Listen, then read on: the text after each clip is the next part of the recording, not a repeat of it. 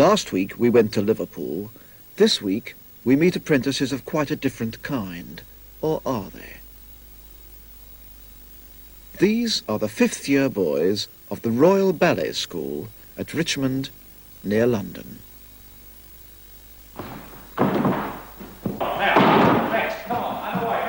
There are 40 boys at the school, aged between 11 and 16.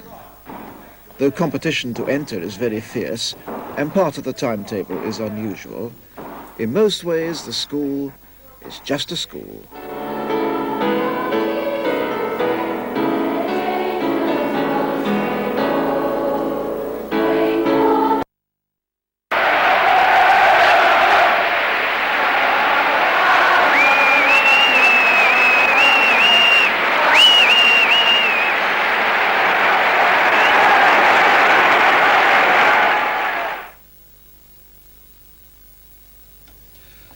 The next programme, Music in...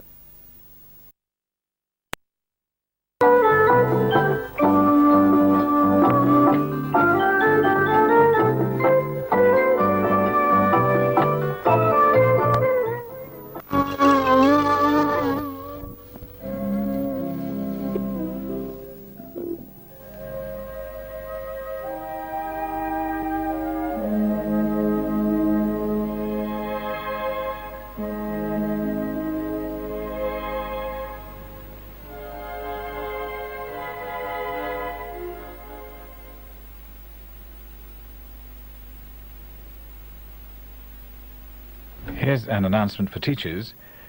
The BBC is anxious to receive teachers' views on programmes in the series which follow this announcement. If you'd like to help, we'd be most grateful if you'd ring support services on 01992 5522 or in Scotland 041 332 4028 or in Wales 0222 869 444.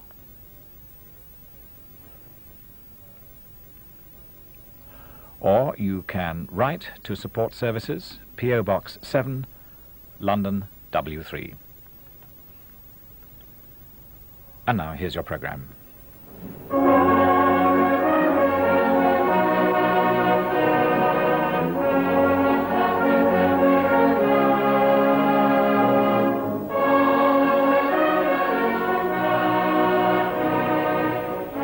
In this programme, two young soldiers, born and bred in the Salvation Army, tell us what they feel about their organisation.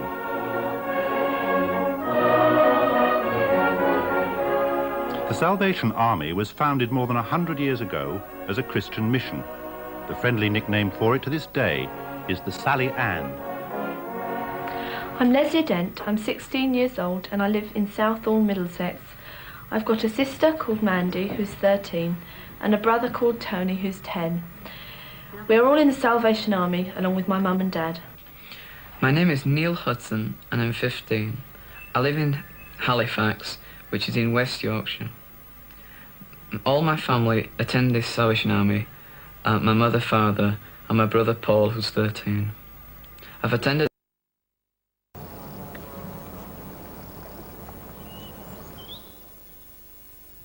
Wildlife on One at 8 o'clock tomorrow evening explores the reasons for the demise of the red squirrel, which has now completely disappeared from most English counties. And by the way, there's an article about red squirrels in the March edition of the BBC Wildlife magazine with this colourful hummingbird on the cover. Oi, stop shopping. Look, right, the important thing I've been told to get across to you lot in this trail is that Hello Mum, 10:20, BBC Two, Monday nights, is a new comedy series, and it's live. Look, underline, live. Unlike this, which isn't. Stop it. Hello, Mum. Oh, very good.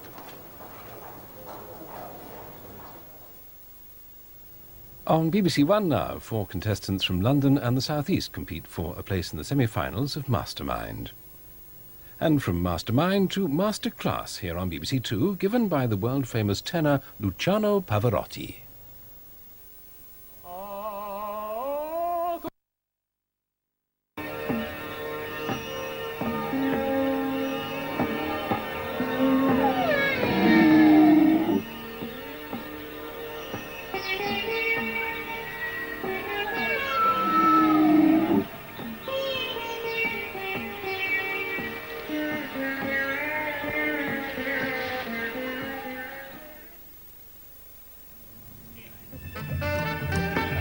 Is Western society as sophisticated as we like to think?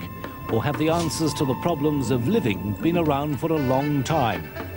Do traditional societies share the same loyalties, the same conflicts, the same beliefs in law and order? And why do some people reject the rules of society, while others happily follow age-old rituals? Ray Gosling answers these questions in the new series of Human Jigsaw, starting soon on ITV. Well, next this afternoon, Audrey Hepburn and Albert Finney star in the Sunday matinee 2 for the Road, a light-hearted story of a couple that takes a perceptive look over their 12 years of marriage. You were committed to the leading automatic powder until you tried Daz in your hot whites wash. What were your results? Well, these socks, they had sand all over them. I mean, look at that. I mean, you can't beat that, can you? Also, this is Matthew's shirt. Drinks and chocolate. It was filthy. I mean, look at that. Bright and white. I thought it was very good value for money. Cost less. Obviously, when you bring a family up, that's very important. So will you swap your packet of Daz for 2 packets of your old powder? No way. No. No, thank you. Why not? Because I'm really pleased with the Daz whiteness. Daz is great. I'll stick with it. Try Daz yourself in the hot whites wash. Most women agree. Daz gives unbeatable white at a price that's right. The race to the White House has always been long and hard. And along the way, it sure helps to find the right running mate. Howdy, Mr. Lincoln. Perky's the name. Henry D. Perky. Beat it, Buster. I'm busy. But, Mr. Lincoln, my new shredded wheat cereal has all the bran fiber of 100% whole wheat. You don't say. No added salt nor sugar neither. So? So 2's fine if you're running for a bus. But since you're running for president... 3 shredded wheat? Mm-hmm. Gee, thanks, Perky. The hat's mighty fine, too. Shredded wheat, the original bran fiber cereal. Hey, Mum, are you throwing away my trainers? They're almost new. Well, they smell old. I'm going to wear them on the windowsill for a month. Or we're going to start using Super Tough Odour Eaters. Super Tough Odour Eaters insoles for trainers contain millions of particles of activated charcoal to absorb perspiration and destroy foot and trainer odour. Thanks, Mum. My trainers don't smell like trainers anymore. Super Tough Odour Eaters for trainers and regular Odour Eaters for ordinary shoes. After school, we played football. Dad said he could have played for United, but he married Mum instead. He said the old magic was still there, but Mum called half-time and gave us all a Milky Way. Milky Way's really ace. It's milk chocolate on the outside and all whipped up fluffy and light in the middle. Later, Dad showed us some fancy footwork. We could see he hadn't lost his touch, but we decided it was time for tea. Milky Way, the sweets you can eat between meals without ruining your appetite. Everything you wear says something about the kind of woman you are. That's why the perfume you choose is Tweed. Because wherever you are and whoever you're with, Tweed says just what you want it to say, right through the day and longer. Tweed Parfum de Toilette Spray, the finishing touch. I'd say both victim and killer had a taste for the finer things in life. How do you know that, miss? Well, our late friend was enjoying Mother's Pride Sultana scones, whilst the murderers finished off the raisin and bran scones. Couldn't you murder a Mother's Pride scone? There's a heavy, hot monster burning the ground. He's so hot, he drank a river down. Big thirst. Nothing could quench his big bad thirst. Like a lake? Well, man, that only made it worse. Big bad thirst.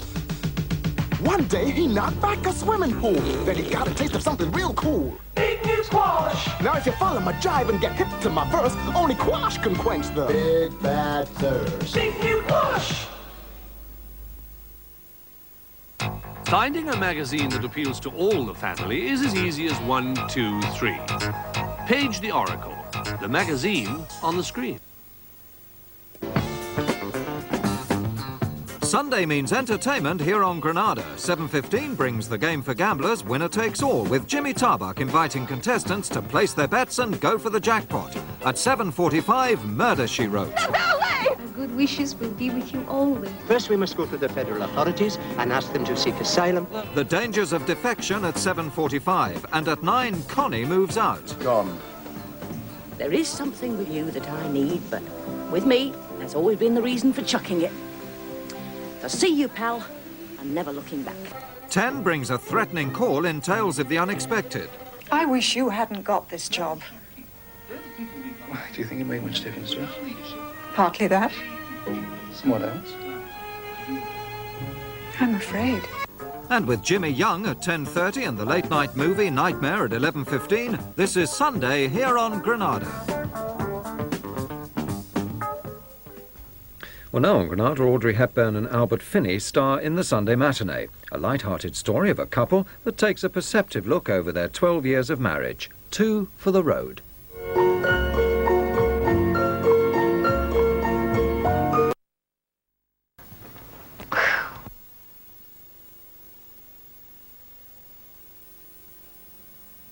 Well, the sun went down on the Allegheny Hills. The air was split with the sound of wheels. It was Stanley Stoke and his brother Irvine with a brand new fruit drink named of Moonshine. Well, them no good critters hit the road, and up jumped one Nathaniel Toad. He took a swig and then he smiled. Oh, the fruits in this here stuff is wild. Moonshine, moonshine, looks pretty weird, but it tastes just fine. Let's go from the county line. Only in the boys will be doing time. You tell us how much you like the Alpen taste, but couldn't we make it cheaper? Well, we could cut down on our fruit, not go such a bundle, our wheat, lose the odd nut or two, or add to the cheaper ingredients. But we think you'd notice the difference. That's why we keep to the Swiss recipe we prefer. So you keep the Alpen taste you prefer. Alpen. It's not the tastiest muesli for nothing. It's looking good, Mr. McEnroe. What are you, a comedian? I meant your shave. It's very close. Of course. I shave with Bic. Yes, I've seen the commercial. It's all true. Bic is beautiful, smooth, close, comfortable. How Bic does it beats me. And where do you spend all the money you save, Mr. McEnroe? Tennis lessons. Bic, the shave that saves. The living beauty of wood is one of the greatest assets in your home. So Cuprinol have developed a range of varnishes with a special high build formula that gives you more shine, fewer coats. So with each coat, you can see the difference as Cuprinol builds to a deep finish of lasting shine that's as tough as it looks. More shine, fewer coats in gloss matte or satin. Cuprinol varnishes from the Cuprinol Woodworker range. All you need to shine at woodwork. As as I strolls along my garden lawn. I can see it's kind of sparse. It lacks a certain class. There ain't a lot of grass. So I gives me wrist a little twist, and I feeds the bits that I always missed, and I makes me lawn the envy of me neighbours. Spear & Jackson Lawn Booster. Spread it, water it in, and see the improvement in only a few weeks. It makes me lawn the envy of me neighbours. The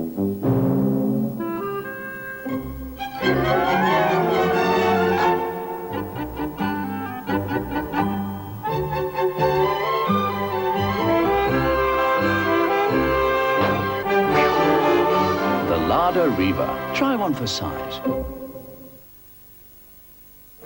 Compliments the man in the corner.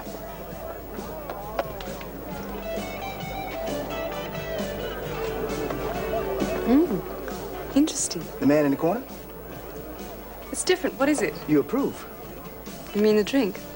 Yes, I like it. It's unusual. Tasty. So what is it? Tico, a new kind of sherry that you mix. Mix? So whose idea is that? Harvey's. Tell your friend Harvey. It's got great taste. Tico. You may not like the idea, but you'll love the taste.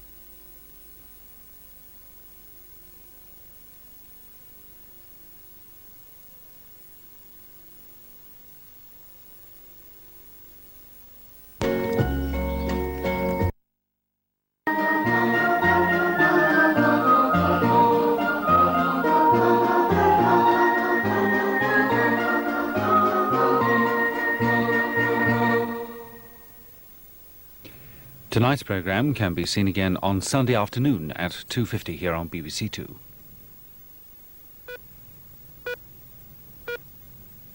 Tomorrow, Your Life in Their Hands returns with a new series and opens with the topical subject of liver transplants as Susan Smith undergoes a life-saving operation. Susan is lucky. The shortage of donor livers means that half the patients waiting for a transplant die before a liver becomes available. At 8:20 in the morning, Professor Khan starts. Susan's transplant will be the 15th he's done in the past year. The first ever televised liver transplant in Your Life in Their Hands tomorrow at 9:30 on BBC Two. And now on BBC Two, the first part of a specially recorded concert from the Theatre Royal Bury St Edmunds, featuring the legendary musicians from New Orleans, the Preservation Hall Jazz Band.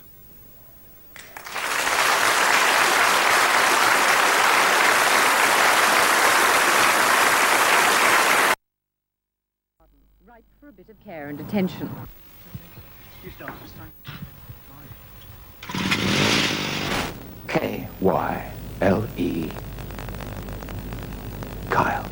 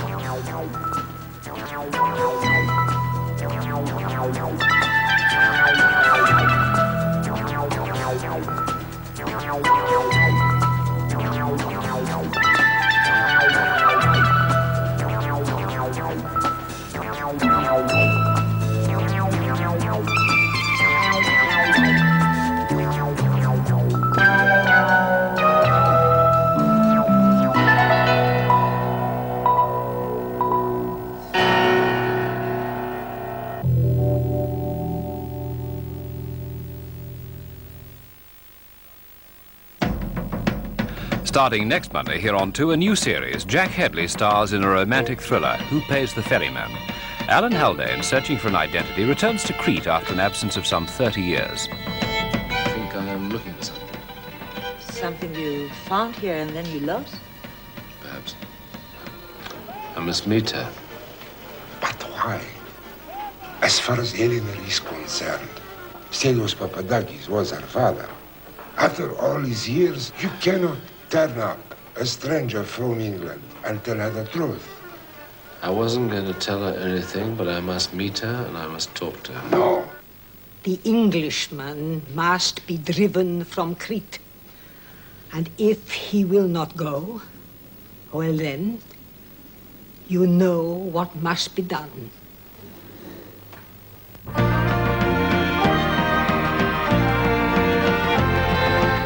Jack Hedley stars as Alan Haldane, a man at the centre of a vendetta, a dramatic story set against a background of romance and fear in Crete.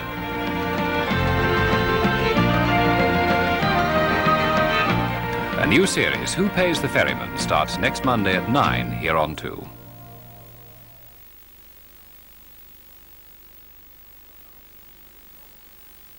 And now on BBC Two, Ronald Eyre continues to follow man's search for a meaning to his existence.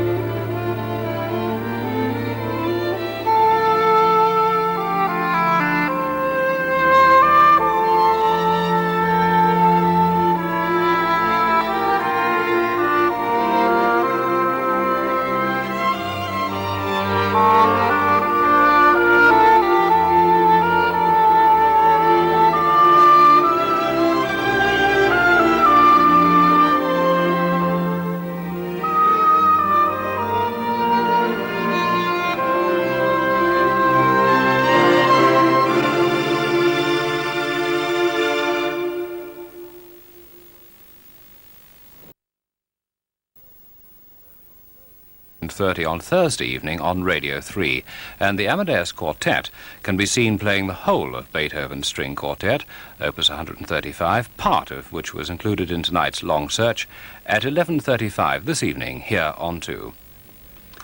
And in 10 minutes, this week's Open Door programme has been made by the British Field Sports Society and the Masters of the Fox Hounds Association, who present their own view on hunting the wild fox.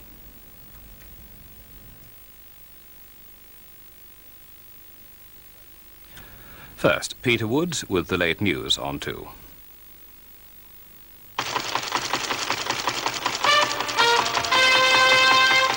The pound has been revalued by new moves from the Bank of England. The government's decision to allow the pound to float upwards against the dollar and other currencies lifted sterling to its highest level for 18 months tonight. But the Treasury's change of tactics after months of deliberately holding the pound's value down is causing concern to some exporters. Mr. John Methven, the CBI's Director General, said he wasn't pleased with the government's decision.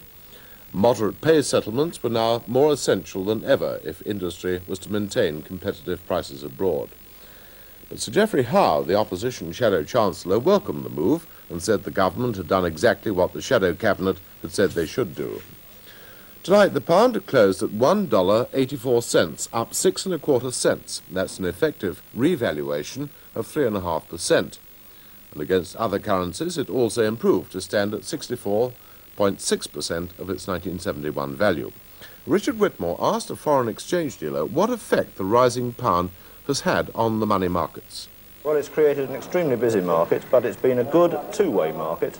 There have been plenty of buyers and plenty of sellers, but as the rate has gone up from the opening by about 1 cent, clearly there have been more buyers of sterling than sellers.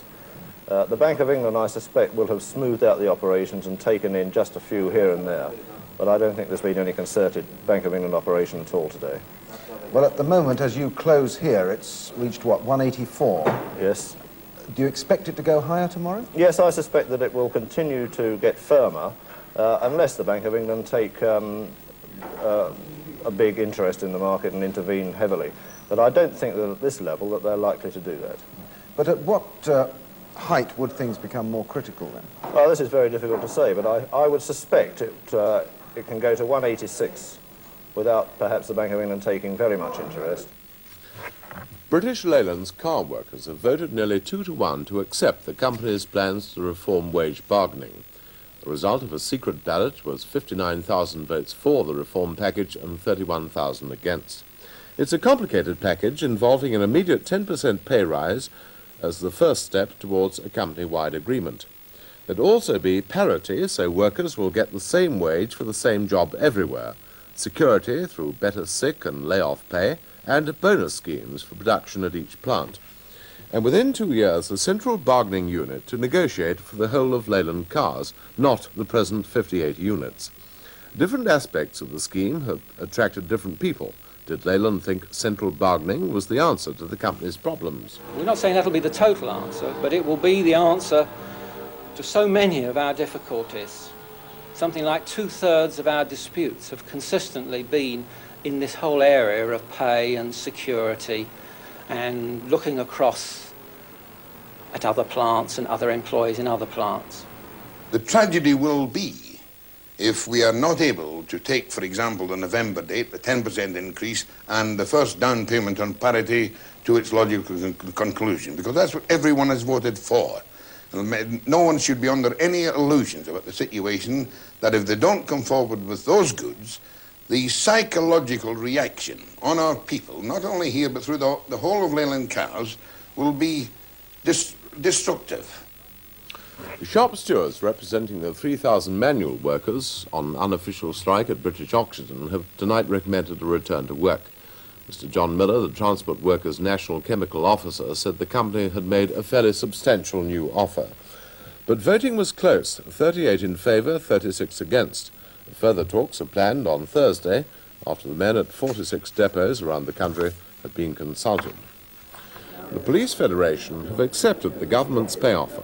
The Federation's executive, representing 100,000 police officers in England and Wales, agreed to accept the pay offer of 10% backdated to September, plus an independent inquiry into pay and conditions. Federations in Scotland and Northern Ireland also agreed.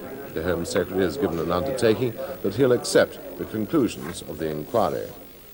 And the Home Secretary has also seen leaders of the Firemen's Union and their employers. But his surprise move doesn't seem to have bridged the gap between them on pay. The firemen have been offered 10%, they want 30%, and may strike if they don't get it. At the United Nations, America, Britain and France tonight vetoed proposals by African members in the Security Council for stiff sanctions against South Africa. Among other things, the rejected proposals would have banned arms shipments to South Africa and halted foreign investment. One resolution was adopted strongly condemning South Africa for repressing the black majority and calling for the release of those detained for their opposition to apartheid. Now Rhodesia, and Lord Carver, the man chosen under the Anglo-American peace plan to serve as resident commissioner during the transition to majority rule, has had his first round of talks with African leaders. Lord Carver, in the Tanzanian capital, has had a meeting with Mr. Nkomo and Mr. Mugabe, the leaders of the Patriotic Front. From Dar es Salaam, Martin Bell reports. Of this latest British mission to Africa, the least that can be said is that the show is on the road. Nobody walked out. The Patriotic Front leaders agreed to a later meeting with Lord Carver's team at a date to be announced, and Mr. Nkomo, who was acting as spokesman, was uncharacteristically restrained in his comments afterwards. He came out onto the steps of the High Commissioner's house with Mr. Mugabe, General Chand and Lord Carver, who was dressed in his Field Marshal uniform. The one exchange the Patriotic Front leader repeated there for us was about the powers Lord Carver would have as the new commissioner. Powers, Mr. Nkomo said, that no person on the globe had ever had. The Patriotic Front here were repeating an old objection that the Anglo-American plan was an attempt to recolonize Rhodesia. But did they even accept Lord Carver's status as Commissioner Designate? Before the talks, I put this to Mr. Mugabe.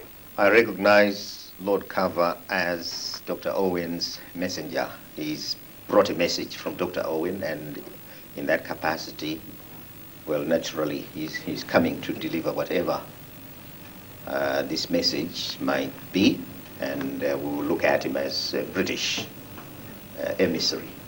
Do you think there is any point in negotiating about a ceasefire? Ceasefire? Well, we haven't agreed on the setup during the transitional period, and also the proposals regarding the independence period have not been agreed. We have in the nude by the mirror and picked out a rose from a bouquet in our hotel. Well, This England next Friday goes to a health farm for a slimline tonic.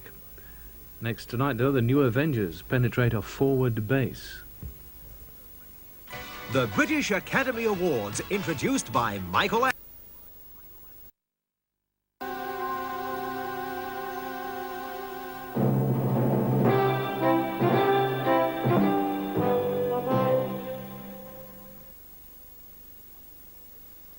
Take an exciting glimpse into the future at Enterprise Northwest, 7th to 16th of March. Don't miss Enterprise Northwest, the first exhibition at Manchester's new GMEX Centre.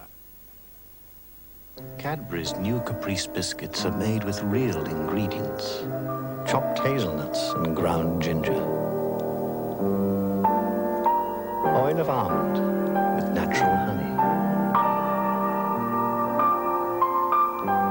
Zest of orange with waves of Cadbury's Dairy Milk chocolate. New Cadbury's Caprice biscuits. You can't mistake the real ingredients. Today brought you the news in color. Were you ready for today? I was ready. I was ready. I know ready! I know ready! Today, the first newspaper in color 7 days a week. Order your Today today. If you're interested in how much fat you eat, here are 2 ways to eat sausages with half the fat of ordinary sausages. One is to eat Boyer's low-fat sausages made with half the fat and extra lean pork. The other is to eat half the ordinary sausages. Boyer's low-fat sausages, available fresh and frozen. Sing a song of sixpence. The king he gave sigh. He wasn't even partial to blackbirds in a pie. But when the pie was opened, much to his surprise, his favorite Cadbury's buttons were right before his eyes.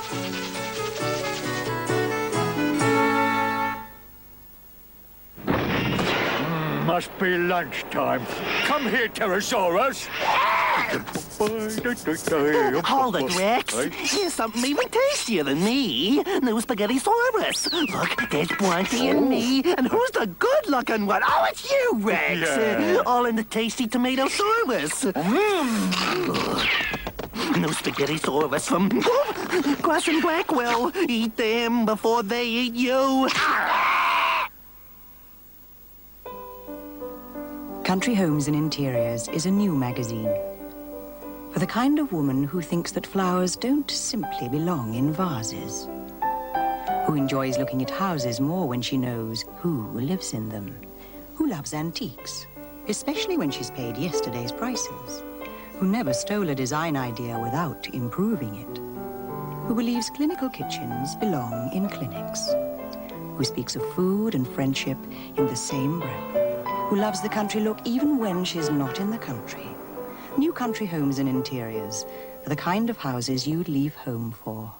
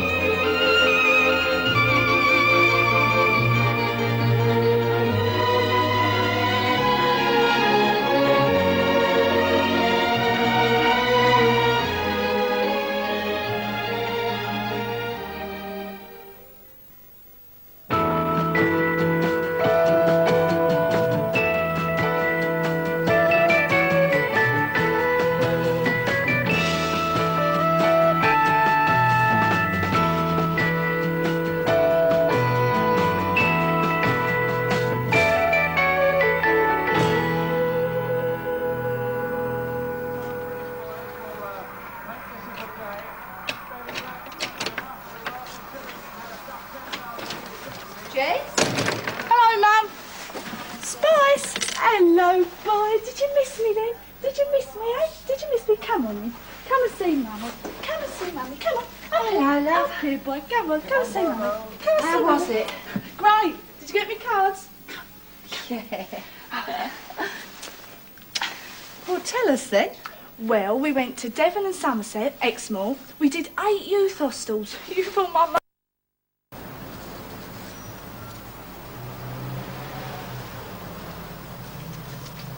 I'm a gonna raise a fuss, I'm a gonna raise a holler about a working all summer just to try to earn a dollar. Every time I call my baby, try to get a date, my boss says, no doubt, son, you gotta work late. sometimes I wonder what I'm gonna do, but there ain't no cure for the summertime blues.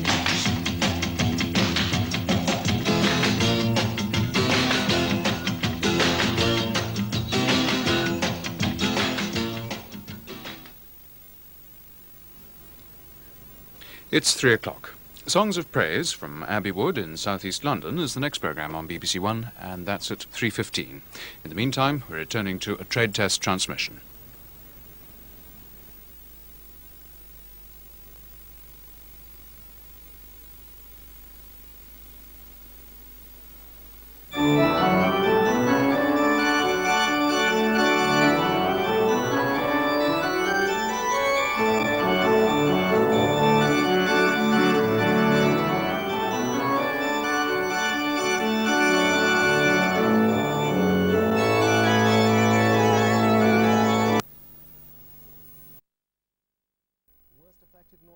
Rivers broke their banks and High Street simply disappeared under the water. Not even the sun trying to break through the clouds today in North Wales could compensate for the damage already caused by flooding. In Dolgelly, the fire station was put out of action and 2 cars were left abandoned. A combination of high tide and torrential rain caused the Onion River in Gwynedd to burst its bank. The picturesque town of Dolgelly has never known anything quite like this for a long time. At one stage, police warned of imminent danger of the town being cut off. It's the worst flooding that we've experienced in Dolgelly since sometime in the 60s. It was the very, very heavy rainfall during yesterday and throughout the night, plus the tide this morning. There was a fairly high tide at about 7 o'clock this morning, and this totally flooded the town and the estuary. But the tide has since gone down, hasn't it? It has gone down very rapidly from about 11 o'clock this morning. How about casualties and losses? Well, we have not evaluated this yet, and obviously there will be some losses and damage in the area. Further north, a 3rd stage alert was declared in the Conway Valley as the Conway River burst its bank, flooding low-lying farms. In the town of Llanrwst, hedges were washed away and many of the roads were left under several feet of water, levels rising almost to the top goalpost of the local football pitch. But despite the rain and the high tide, some took advantage of the ever-present high winds to do some high-speed sailing. Many in North Wales will remember this as the night the rain came down and the floods went up. The River Ethrow burst its banks at Glossop, where the normally busy A57 was flooded to a depth of 3 feet. Local residents were alerted to danger as firemen strove to hold back the water and police diverted traffic. The North West Water Authority called out extra staff to monitor the level of other rivers, including the Irwell and the Mersey, and reservoirs were checked for fear of contamination from swollen streams. As the height of the rivers rose by more than 4 feet in stretches, floodgates were opened in Greater Manchester to reduce risk to land and buildings. More than an inch of rain was recorded in Manchester overnight, and that's a quarter of the total rainfall for the whole of the month until yesterday.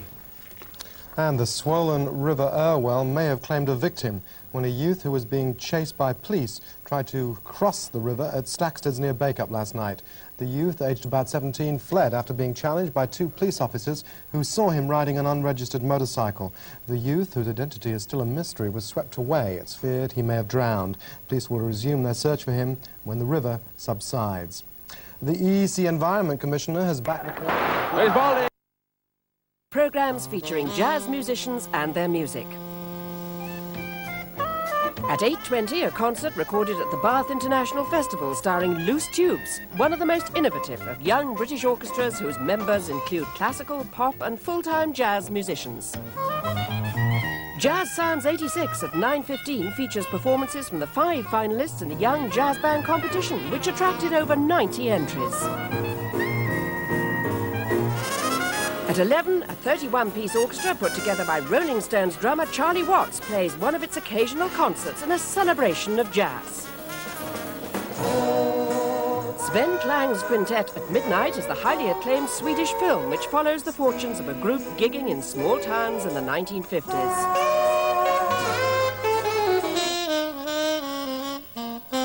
And this is how those programmes fit into a whole evening of jazz starting at 7:25 tonight on BBC Two.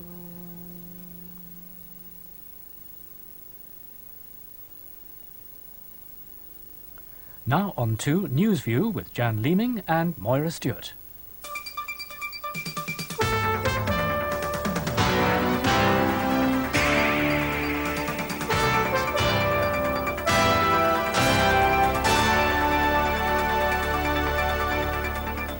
The headlines tonight. Scottish miners fight to save their pit from fire. 49 people are killed as a Brazilian airliner crashes in Africa. And England's cricketers continue their winning ways against West Indies. The headlines of the week: the death of Lord Stockton, the fire tragedy in Puerto Rico, and the safe return of Samantha Ettridge. British Coal is confident the underground fire at Seafield Colliery in Scotland will soon be contained. The main coal face opened only months. With well over 100 Seafield miners responding to the appeal, the colliery management couldn't have sent them all down at once to fight the fire. So the rescue brigades are working in shifts, 50 men at a time, to seal off the roadway where the fire first started.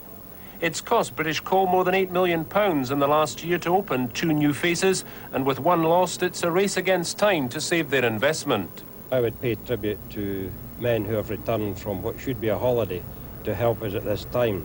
Of course, they are looking after their own job potential in the future, and it doesn't surprise me that people will respond to what they know is a real request for assistance. Underground, the rescue teams have sealed off the fire by erecting specially prepared concrete walls. When fires caused the loss of 2 faces here during the miners' strike, the hope was that the new investment would secure the jobs of the 800 men left. This weekend's blow means 40% of the available coal has been lost, but management are now optimistic they can increase production on the face which is being saved.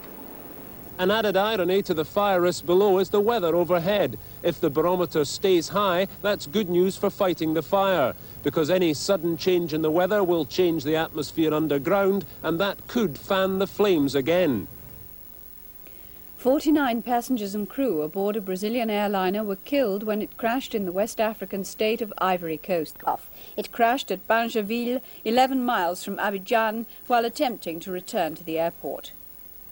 The plane came down in an area of dense forest shortly after the pilot had said he was emptying the fuel tank to prepare for an emergency landing. It took French soldiers from a nearby army base an hour to find the crash site. Medical teams took even longer to arrive. One of the 2 men who survived was from Ivory Coast, the other was thought to be a Brazilian. The storms which have been battering the east coast of the United States are now moving northwards towards Canada. The combination of high tides and strong winds have left a trail of destruction and at least 15 people dead. The high seas have pounded the eastern seaboard over hundreds of miles, costing millions in damage. The worst storm for nearly a decade, overrunning flood barriers and causing mass evacuations in 5 states. Weather experts blamed a rare alignment of the Earth, Moon and Sun and promised it wouldn't happen again for 15 years. Little comfort to the thousands who left their homes and lost their property. In some areas, special shelters had been set up, but by this morning, many were able to return home. Where there'd been seawater, they found snow. The storm had dumped as much as 17 inches inland. And in the northeast, traffic accidents caused the death of at least 9 people. The forecast, though, is for a better new year, with the sun and the moon now ready to look more kindly on the earth. President Reagan has returned to Washington after the Christmas holidays, his presidency still beset by difficulties. Apart from the investigation into the Iranian arms scandal, there's likely to be opposition to the administration's budget proposals. And tomorrow, Mr. Reagan enters hospital for an operation on his prostate. Asked on holiday if he was worried, the president put on a brave face. Really, what I'm going in for is kind of a breeze. I've been there before, so don't waste any sympathy. I don't feel ill at all. When the President and Mrs. Reagan arrived back in Washington, one resident of the White House couldn't contain his joy at their return. And if all goes to plan, the President should be out of hospital by the end of the week. In France, it's been another day of disruption on the railways, with only about 1 in 4 mainline trains running. At the Gare de Lyon in Paris, CRS riot police were on hand to prevent strikers from blocking the lines. Half the normal number of TGV high-speed trains to the southeast were operating. A bomb has exploded outside an office in Johannesburg, injuring a woman. The bomb was planted in a flower bed and went off early this afternoon. In Botswana, the authorities are investigating a grenade and bomb attack at the border town of Ramotswa.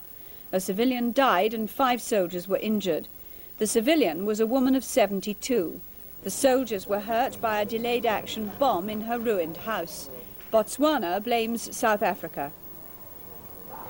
In South Africa itself, a policeman murdered by a suspected ANC guerrilla has been buried. The sergeant, a married man of 43, was shot near the Zimbabwe border last week. A 14-year-old boy was due to appear in court at Swindon this evening, charged with rape and burglary. The charges relate to an attack on a woman of 27 who was raped in front of her 5-year-old son at her home on New Year's Eve. Steelworkers opposing the government's decision to close the Gartcosh steelworks in Scotland have been on the march again. Last year, 11 marchers walked from Motherwell in Lanarkshire to London to make their protest. Today, they marked the anniversary of the closure. Led by a pipe band and followed by several hundred supporters, the marchers covered a shorter distance to the Ravenscraig steelworks. The organisers say they intend to keep up the pressure on the government to boost investment in the Scottish steel industry. From midnight tonight, the cost of crossing the Severn Bridge is going up by 150%. The Department of Transport has been trying to implement the increase for a year. Haulage contractors who use the bridge between England and Wales regularly say the rise will badly affect their business costs. It cost £0.50 to cross the Severn Bridge when it opened in 1966. 10 years later, the toll went up to 20p for cars, 40p for lorries. In 1985, they went up again to 50p on a pound. County councils in South Wales took legal action and the new tolls were suspended. But the Court of Appeal ruled in favour of the Department of Transport. Tonight, the tolls go up, and haulage contractors are very angry. What I can understand is why we're going to pay tolls at all. I think the whole system should be abolished, because we pay enough taxes to keep our vehicles on the road without having to pay any more tolls for it. 15 million cars and lorries crossed the Severn Bridge last year, and it's unlikely that many of them will take the 50-mile detour through Gloucester rather than pay the extra toll. The governments of Cyprus and Lebanon have protested strongly to the Israeli authorities over what they say is a blockade by Israel of regular sea links between their two countries. The protest follows yesterday's interception by an Israeli naval gunboat of a regular ferry from Cyprus to Junia in northern Lebanon.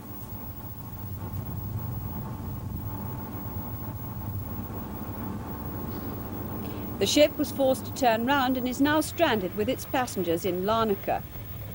The Israelis allege that the route has been used to smuggle Palestinian terrorists into Lebanon. We're making this line regularly, 3.5 years now, with the same ship.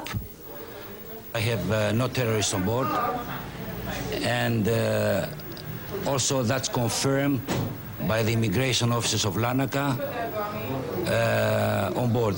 Living in Lebanon, you learn to expect the unexpected, and when we saw there was a gunboat following the boat, we thought perhaps they had been wise to turn back. And now with today's sport, beginning with another victory for England's cricketers, here's David Icke.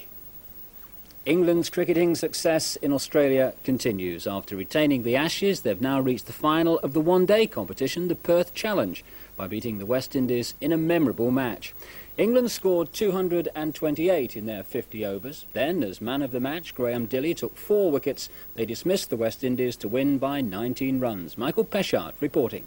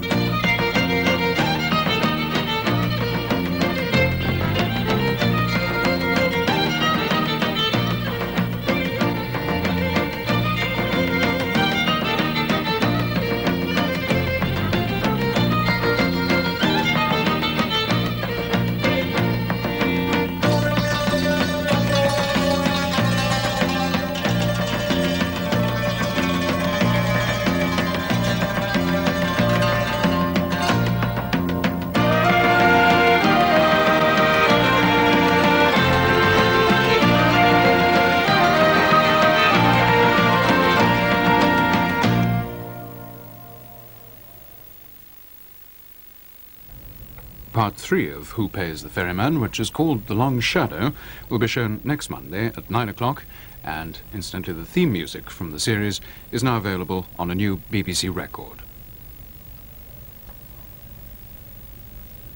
Now on to The Long Search.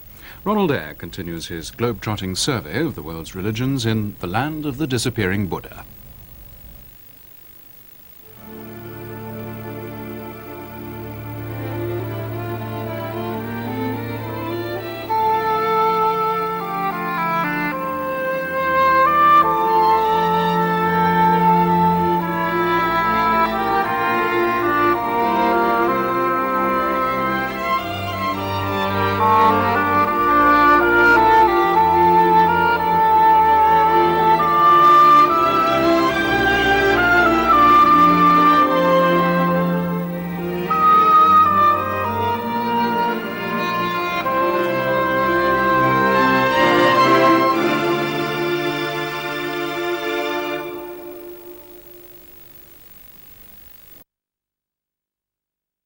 For the very first time. When I was young, it seemed that life was so wonderful.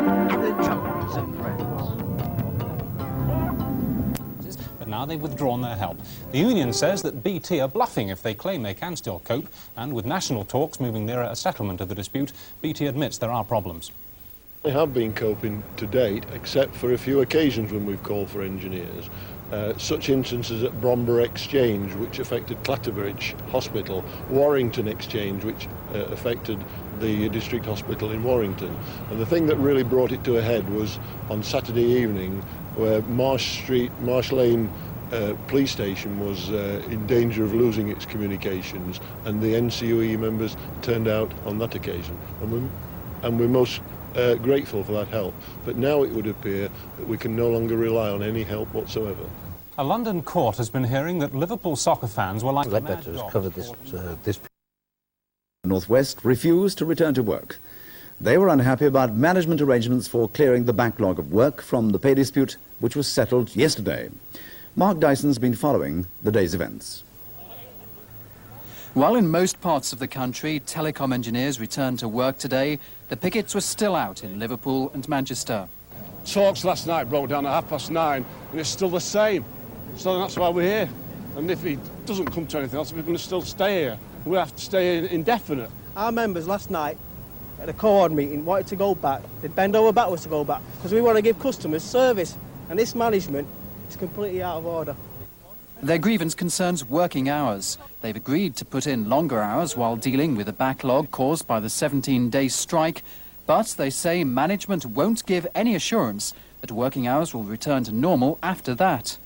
Today it's starting times. Tomorrow it will be all sorts of other issues, and the members know that if the union doesn't stand now and show its strength, then we will in actual fact have no need for a union because management will just do what they want. So how long are you prepared to stay out?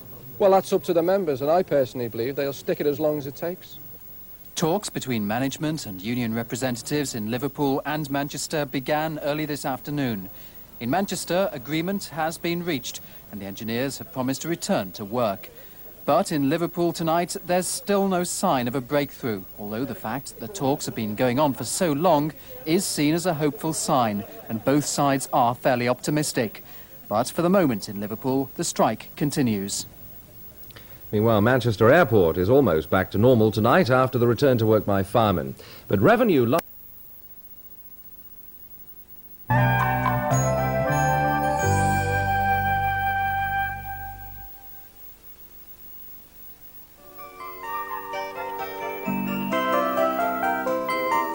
Is fun.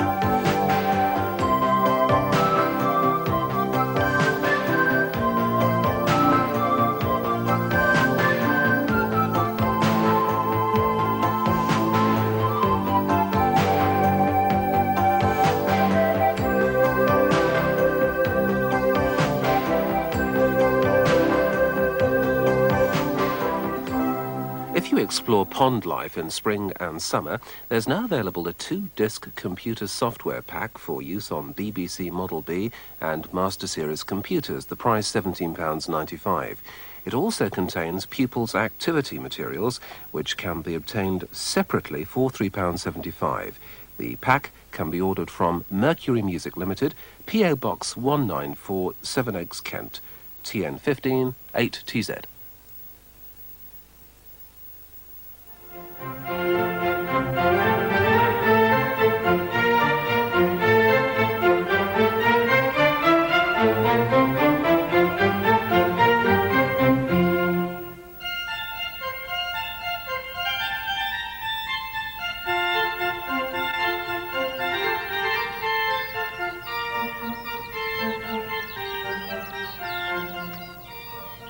There are lots of buttercups around the ponds in summer, and amongst them I often find little animals like this, a tiny baby frog. This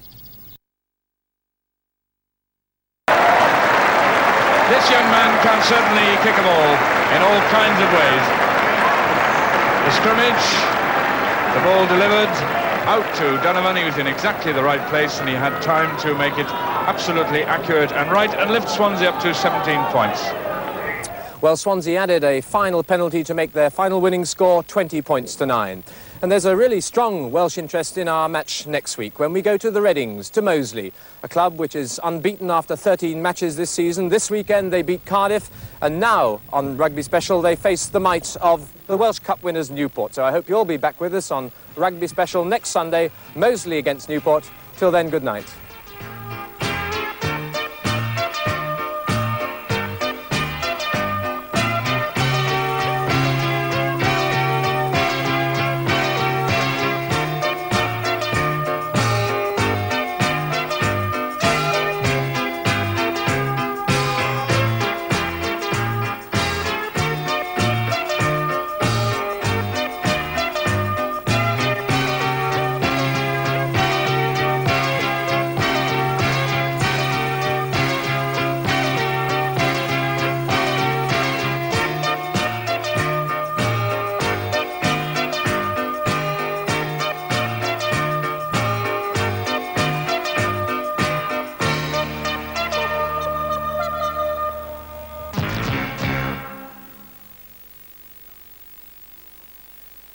Now on BBC Two, Ronald Eyre visits Romania in The Long Search.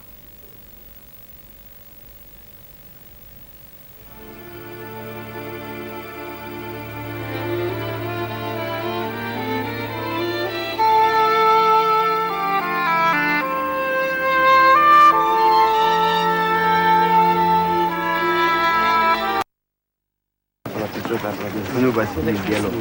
Nu ne interesează pe noi ce lucrează ei, are treaba lor. Sărutați mâna, preasfințit. Hristos s-a înviat. Sărutați mâna, sărutați mâna, preasfințit. Hristos s-a înviat.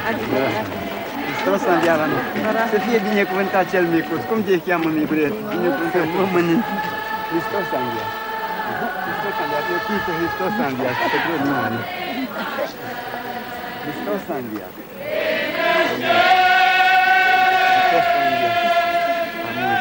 Hristos s-a înviat.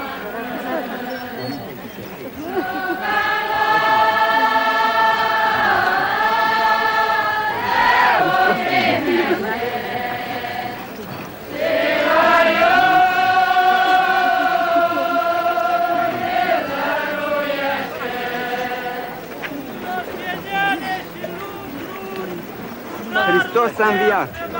La mulți ani. Dumnezeu să vă binecuvânteze.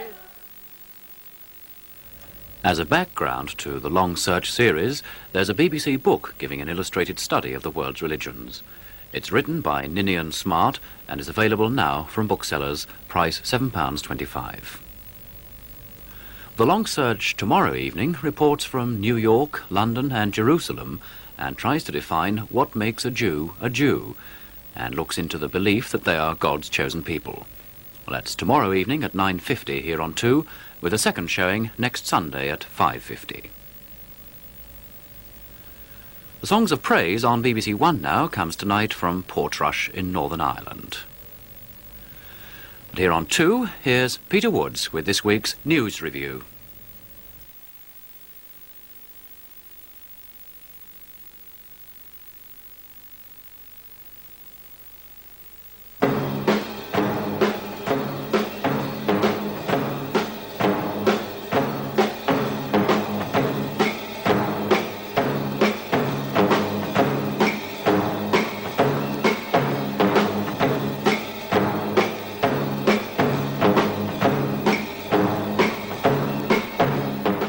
Good evening. All that most people will need to know about Mr. Healy's usual half-yearly budget is that a single man gets a rebate of £20 at the end of next month and an extra 65 pence a week from then on. A married man gets a £36 rebate and then a tax reduction of round about £1 a week in the future. But there were other things in the budget: help for small shopkeepers, the building industry and the unemployed. We've had this astonishing improvement in the financial situation, but it hasn't yet been reflected in an improvement in output and a fall in unemployment. And our main objective now is to get unemployment down. On the frequency of your budgetary packages, do you think this may become something of a habit, that you may come to the country again and again and make small adjustments? You know, it's ridiculous to imagine that in economic policy you only do one thing once a year. Steering the economy is like steering a motor car. If you come to an unexpected bend, you have to turn the steering wheel to the left or to the right. If you're going uphill, you have to accelerate. If you're going downhill, you have to put on the brakes. Now, a government which gives itself no ability to change any of its economic policy except in April every year is going to run into the ditch. Well, if we're not going to run into a ditch this year, the government wants us to stick to wage increases of little more than 10%. And that made things difficult for Merlin Rees when he spoke on Wednesday to a meeting of policemen. On the eve of another meeting to talk about police pay, he was booed, jeered, and finally got a slow hand clap. You have put, your representatives have put to me that the rise in crime, the crimes of violence, public order, the mindless hooliganism at certain football matches, as well as the political manifestations in London and elsewhere, is something that I have to take into account, and I do. But the police were in a hostile mood and really began to barrack the Home Secretary towards the end of his speech. Well, you can put it whatever way you like. And you can boo and hiss as much as you like, that is the truth. I will discuss with the Federation tomorrow. I want to carry out what they have put to me. But Mr. Rees had to give up in the end in the face of a relentless and aggressive slow hand clap.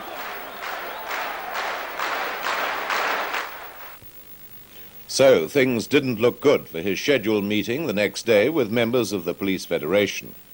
In the face of their demands for treatment as a special case, the Home Secretary stuck to his offer of 10%.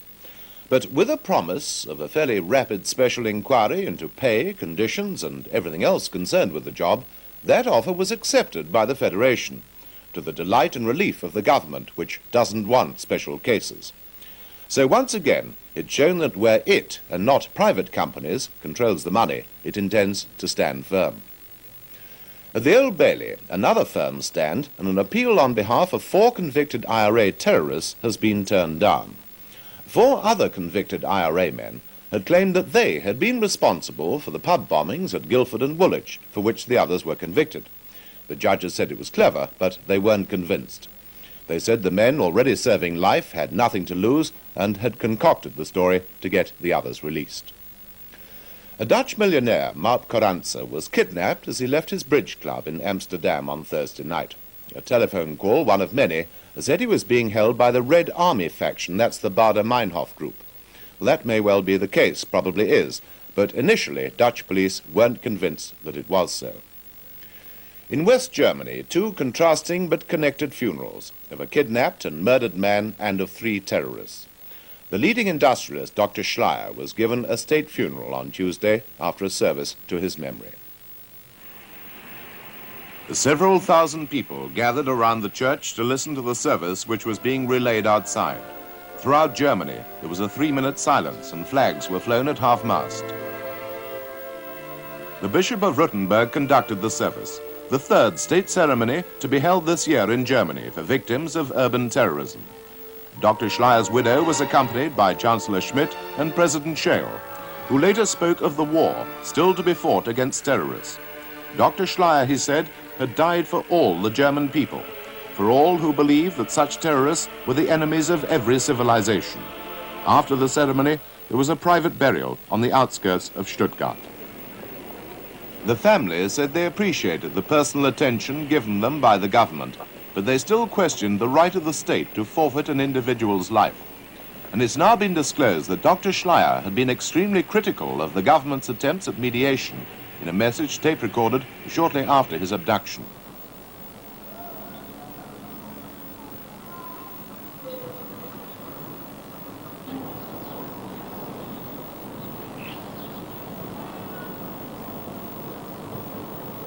Not far away, on Thursday, there was the other funeral. The terrorists Bader, Enslin and Rasper were buried, flanked by supporters who wore the masks of anonymity. Over 1,000 turned out in sullen and resentful mood. It was murder, they said.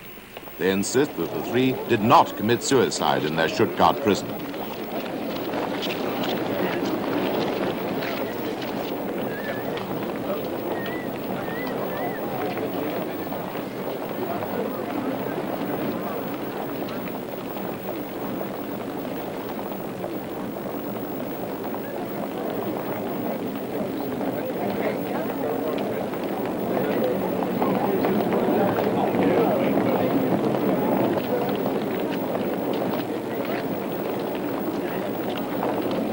There was a brief sermon with the priest declaring that this is the hour of forgiveness, a laudable statement, but one that found favor only here. The majority of the German people were not in the mood to forgive, let alone forget.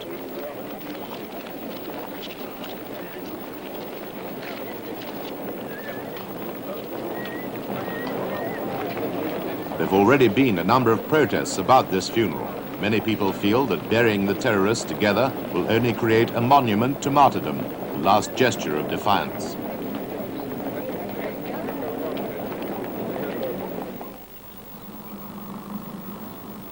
Inevitably, there was trouble at the graveside as the mourners turned their anger against the police who'd been searching for activists among them.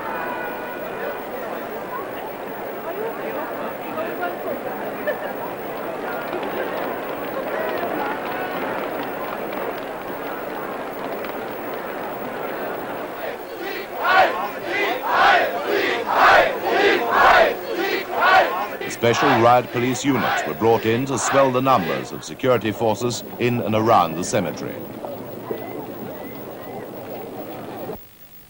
One other piece of news in that connection: one of the Lufthansa hijackers may have been identified. He may well be a man British police wanted in connection with the murders of 3 Yemeni Arabs recently in London. The death in a South African prison of black consciousness leader Steve Biko has led to worldwide protests. He was said to have died after an 8-day hunger strike, but that's not how the pathologists saw it. Their findings weren't made public, but it's thought that they said that the cause of death was brain injury. But the South African authorities have said there'll be no criminal charges arising from his death. Other things did stem from it, however, such as the recent political clampdown in South Africa. 18 anti-apartheid groups were banned, 2 black newspapers shut down, and editors arrested. Now America and Britain have agreed to support a United Nations arms embargo to South Africa. Britain agreed in the end, but needed some persuasion.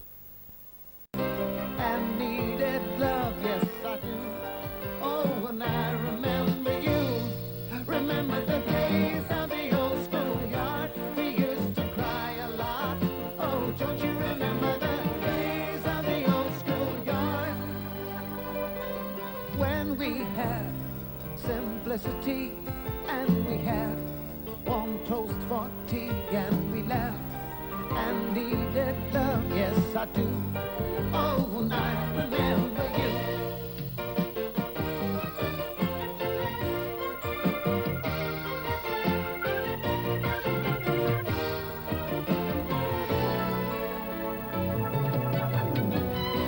You were my sweet love, my first sweet love.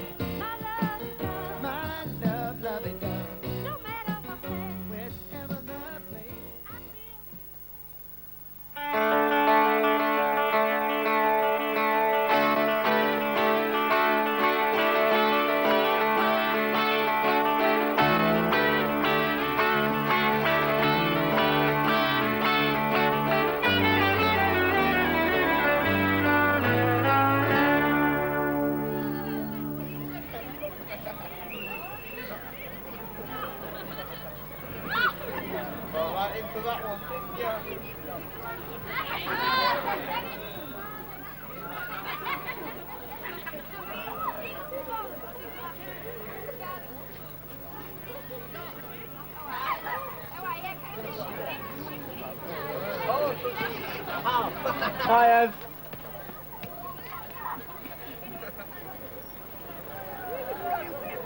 Second sitting, are you? Yeah.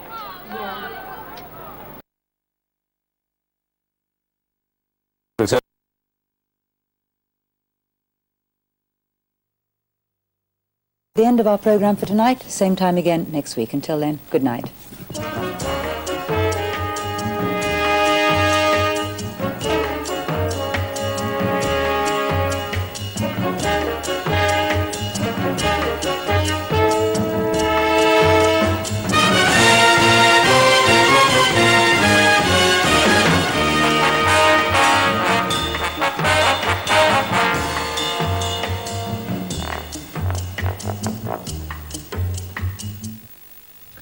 Well, included in next week's programme is an item in which Valerie Singleton examines the American-style bank and money shops which are gaining a foothold.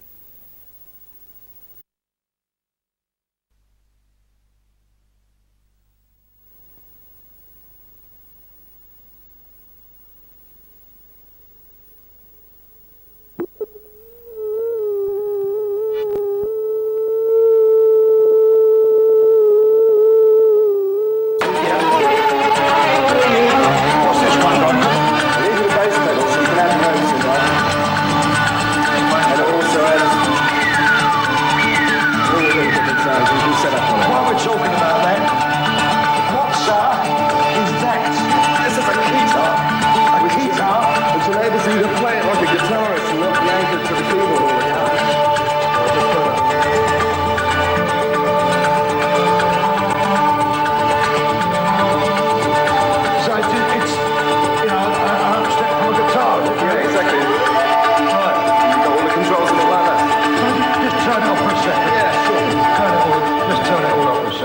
sounds marvellous. I suppose that look... I suppose that lot cost about £1 million. Yeah. Duncan, he made some marvellous record with 10cc. Now, you've broken away from it. That's right. I left about 2 months ago now. And you've made your own stuff. You've got an LP out now? Yeah, an album called Visa. Visa? Visa. Well, I hope the boys and girls buy it because I know you're a very, very fine musician. And let me put that down there. And on behalf of Mike Reed and Metal Mickey and Run Around, thanks for being with us. Thank you. Thanks, Metal Mickey. Bye-bye. Dave, a nice round of applause.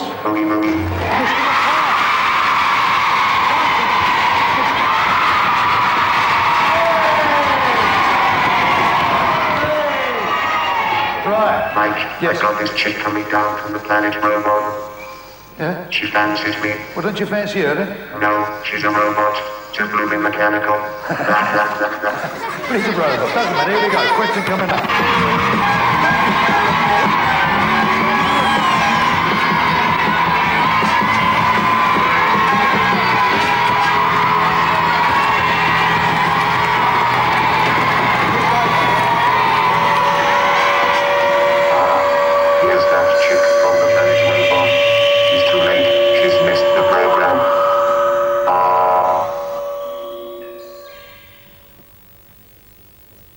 Well, Mike will be back surrounded by howling, screaming, cheering youngsters at 4:20 or thereabouts next Wednesday afternoon, so I hope you'll be there to join him.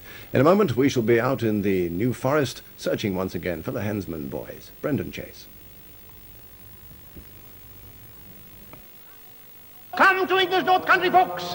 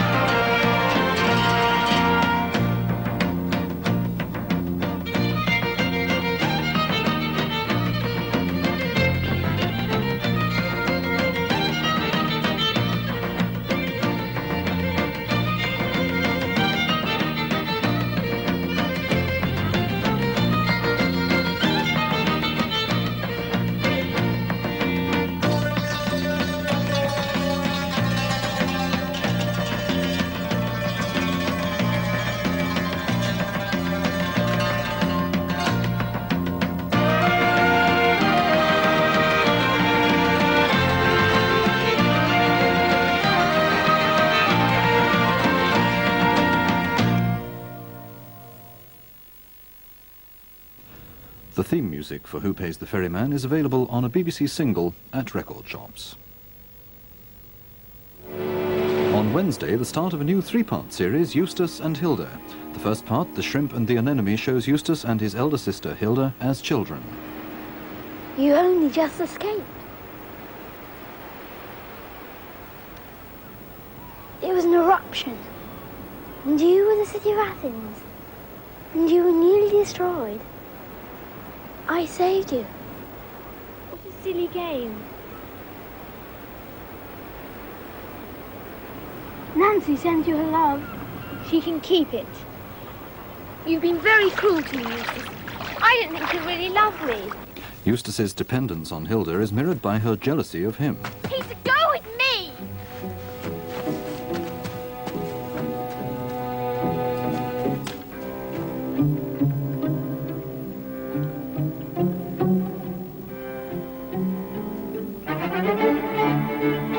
Eustace and Hilda, a trilogy by L.P. Hartley, starts with The Shrimp and the Anemone on Wednesday at 9:50 here on 2.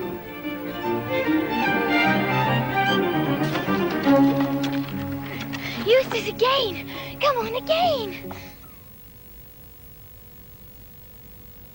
Now back to this evening, and Ronald Eyre considers a question of balance on the island of Taiwan in The Long Search.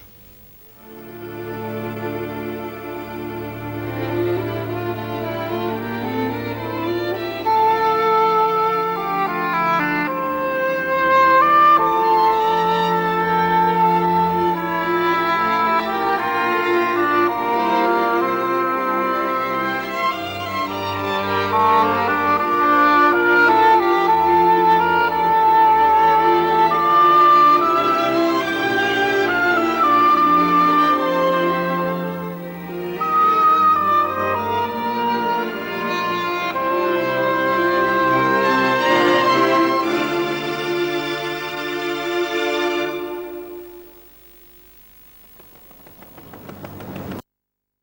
then to the United States and Europe, where it hatched. Or is Taoism another name for a natural and universal wisdom that will always make itself felt when societies become too mechanical, too exploitive, too cut off from their roots?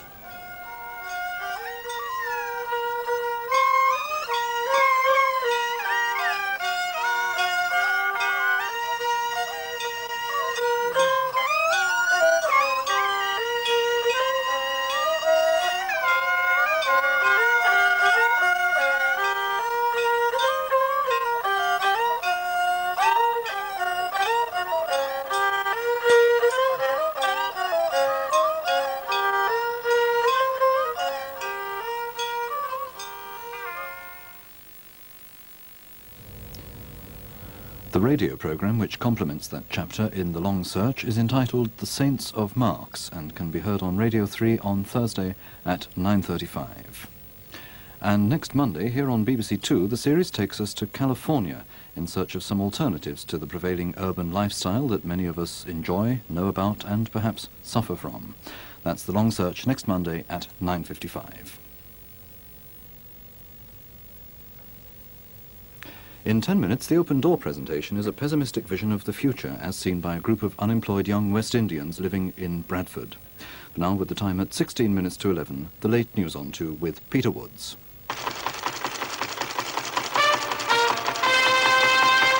Rhodesian forces announced their biggest military operation over the Mozambique border. They say at least 1,200 black guerrillas were killed. The Rhodesian attacks were launched last Wednesday and continued until Saturday. The military communique released today says only one of their own men was killed. It claims that 2 guerrilla camps at Tumbue and Chimoio were wiped out in combined ground and air actions, but it says no regular Mozambique forces were involved. For days, Rhodesians have known something out of the ordinary was going on, but today's communique exceeded with its dry facts and figures the wildest speculation.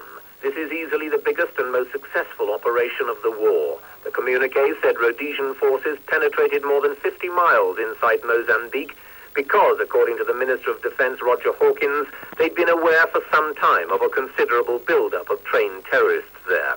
But it's hardly a coincidence that at the very time the Rhodesian warplanes were launching their attack, the Prime Minister Ian Smith was announcing his new initiative for a political settlement of the Rhodesian problem, a plan which he knew would be opposed by the black nationalist leaders and their guerrilla followers based outside Rhodesia. Now he struck a devastating military blow against one of those leaders, Mr. Robert Mugabe and his ZANU operation. The effect on morale inside Rhodesia has been electric, and for the rest of the world, it's a restatement of the message that's so often been sent from this country. Don't ever write us off.